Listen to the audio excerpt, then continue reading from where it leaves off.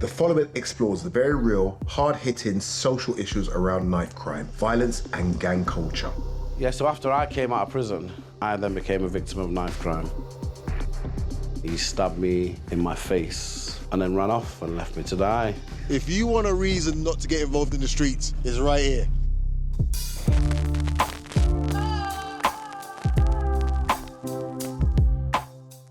So my name is Mark Bracewell. I was born in Manchester in 1977. I grew up on a place called Gooch Estate in Moss Side, which was not a nice place. If you drive into Manchester on the main route from the south, you can't miss Moss Side. It's an unremarkable paper chain of flats, houses, streets and wasteland. I did receive love within my childhood. My mum loved me very, very much. There's no doubt about that. But I would spend a lot of time on the streets. Yeah, so this is the estate where I used to hang around as a teenager, basically. A lot of it's changed now from what it was before. You couldn't drive through it. It was all dead ends, and this path just behind me here is where we used to meet all our customers when we used to sell drugs and things like that, you know? But they've given the facelift and made it look good from the outside, but ultimately it's the same houses. It's still filled with people that are struggling on a day-to-day basis because the people that are around here don't get shown how to get out of here. If you live in a country that rains every day, it doesn't affect you because you're used to it raining every day. We didn't realise that there was somewhere that the sun shined every day. You know what, it feels good because I made it. Not good because I made it out of this area, but good because I made it out alive. Because there's a lot of people that didn't, whether that be physically dead or spending a long time in prison. They were definitely not a safe place to be. I witnessed my first murder at the age of 11, which obviously is something that no child should have to witness. There used to be a takeaway here, and we used to come here as kids to get our steak dinner and our patties and stuff like that. I was with my 14-year-old friend earlier that day. The next thing I heard on the news at 10 was that he had been shot and murdered. Before you know it, one of your best mates is getting stabbed or getting shot or getting kidnapped and getting beaten. They become your family. It's a vicious circle. It was just back and forth, back and forth. And one day I went out and committed an armed robbery with a knife. I didn't use it on my victim, but I showed it him and scared him with the knife. I was sentenced to 7 years, 7 months in prison. Knife crime is on an increase, and I don't see it coming down anytime soon. It's something that began before I was involved, and it's something that's still going on to today. People are fighting over stuff that they don't even know what they're fighting for. If I'm being honest, it doesn't make any sense. Yeah, so after I came out of prison, I then became a victim of knife crime. It was on a night out, and it was someone that I was with. They got into an altercation with someone else. And because I was too scared of what that person would think of me if I didn't jump in and help, I jumped in and helped. And then within that moment, the person who was on the opposite side decided to pull out a knife. He stabbed me in my face, and the knife went in here, above my eyebrow, and went through my eye, severed my optic nerve, shattered my cheekbone. And then he pulled it out, shoved it in my neck, and then ran off and left me to die. Everybody was running around screaming, panicking, and in that moment, I cried out to the only thing I knew at that time could possibly help me. And I said, please God, I don't want to die. And some people laugh at me when I tell them this, but as clear as you can hear me now, I heard him say, you're not gonna die, I just need you to see. And in that moment, everything just became calm and everything became still. And actually, I took control of the situation and I was telling everyone else to calm down, it's okay. Someone said they're gonna phone an ambulance, and I said, don't phone an ambulance, because if I wait for an ambulance, I'll die. And he drove me to the hospital, and then I walked into the A&E, and he took me straight into surgery. The next thing I remember is waking up in immense pain, and I just felt alone and I felt scared. I had a lot of time to reflect on the decisions that I'd made in life and ultimately the decision that had put me into that hospital bed.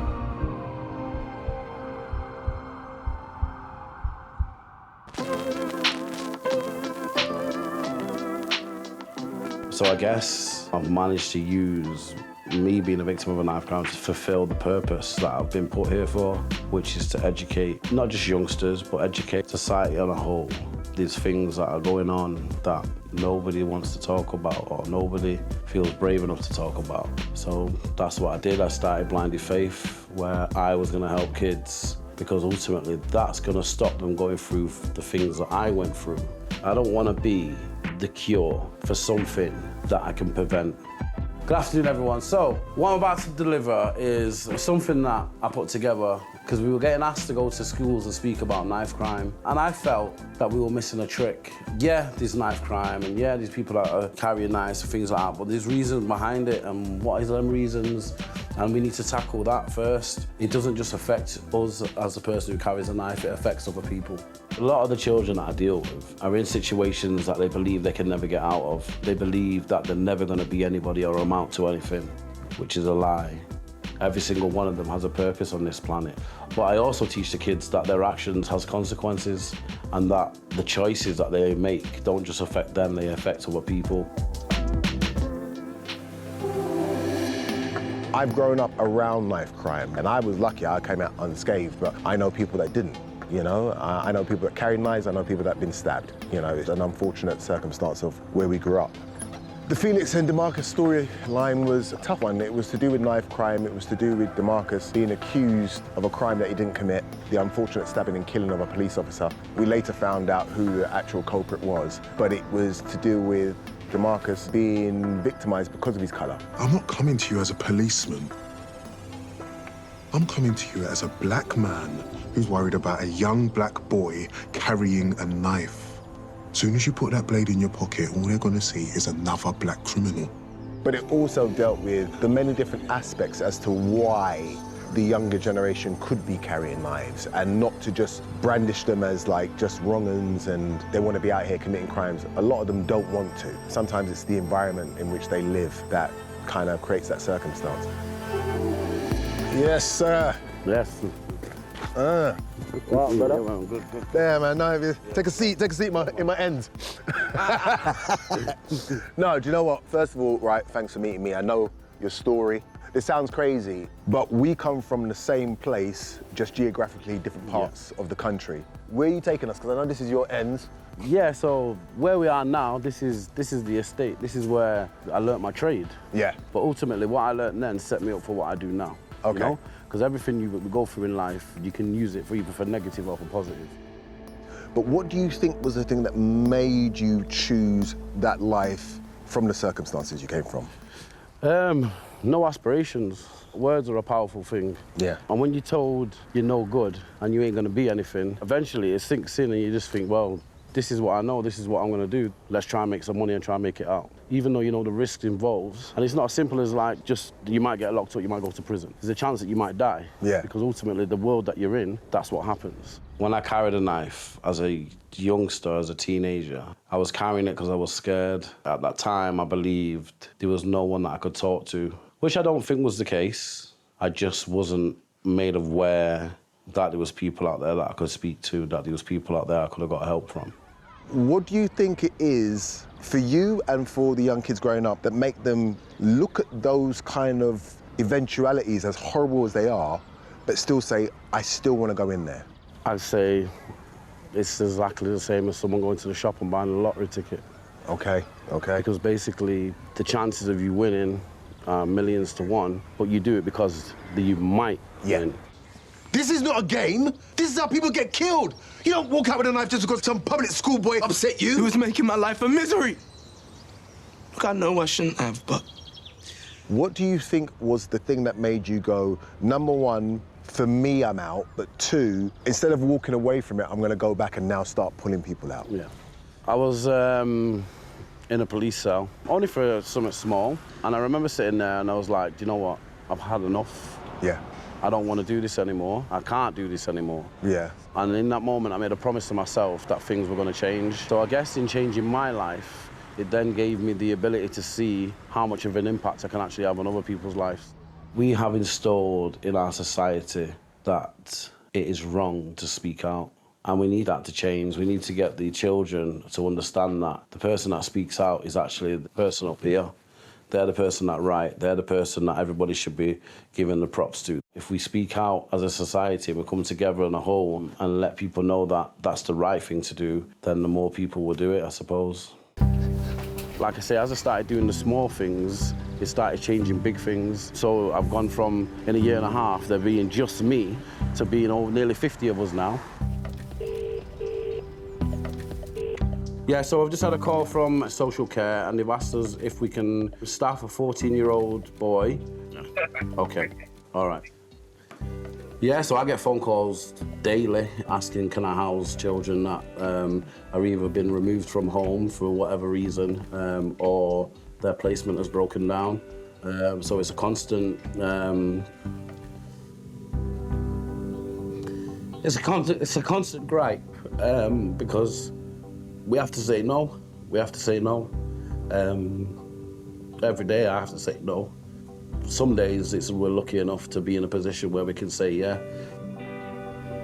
What people don't realise is the people that are on the streets, they have got an amazing skill set. Everything that I do now, I didn't go college. I finished school, but I didn't go college. Yeah. Everything that I've learned and everything that I know now, I learned on the streets. It was good education, just in the wrong setting. And that's why I'm glad you said it, because I don't want people to think that we're condoning the behaviour, because we're not. What we're saying is that these same kids that you will point the finger at, they've got the mentality that if you put it in the right direction, they would become entrepreneurs. And you know what, you're seeing them. You see a lot of young guys up from the road, they now do clothing lines and do things like that, but you don't know that they used to be out here. Yeah, I guess I just decided that I wanted to be a person who can help them navigate through life and through life's ups and downs to help them make the right choices.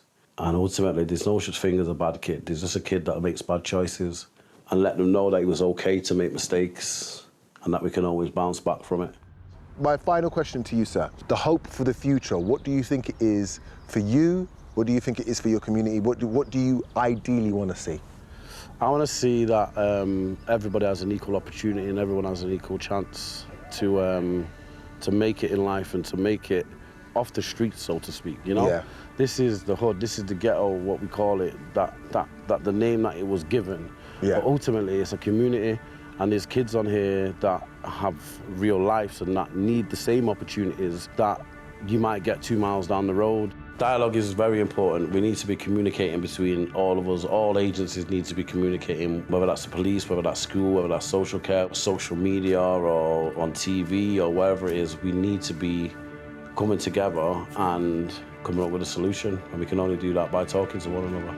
I guess that's why we do what we do, is to show the kids that, yeah, you might make a few mistakes, but ultimately, you can still make it, can still sit in the same arena of people that have never even been around here, and they've just drove past it on the main road. Yeah. You know, and just looked down on it. Yeah, they've never turned in and seen what actually goes on. You know, there's human beings here that deserve exactly the same as what they get down the road.